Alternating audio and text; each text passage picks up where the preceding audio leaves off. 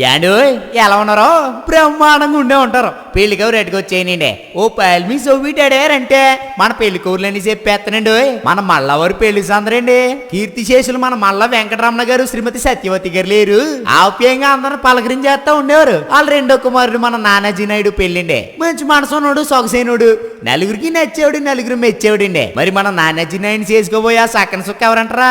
మన కాకినాడ జిల్లా కిర్లంపూడి మండలం జగపతి నగరం వాస్తవ్యులు మన శరకణం దుర్గా గారు, శ్రీమతి వెంకటలక్ష్మి గారు లేరు.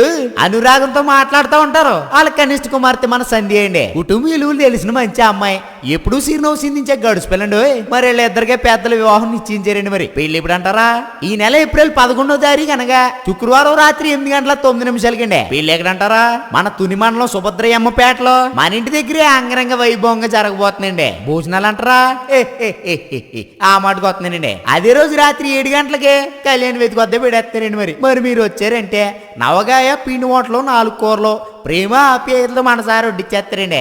మర్చిపోకుండా ఎన్ని పనులు ఉన్నా పక్కన సైడ్కి వచ్చారంటే జంటను చూడగానే మనసుకోలాసం ఒంట్లో ఉత్సాహం ఇట్టే వచ్చేద్దండి. మరి ఇదిగో మన ఎంఎన్కే ఫోటోగ్రఫీ వాళ్ళు ఫోటోలు తీస్తాకొస్తున్నారు. మరి మన వాళ్ళు చిత్రాలు తీసారంటే జనాలు సిందులు వేయాల్సిందే. ఇదిగో మీరు మాత్రం మర్చిపోకుండా ఇంకా చాలా పెళ్లి పనులు ఉన్నాయండి. మీరు బయలుదేరి వచ్చండి.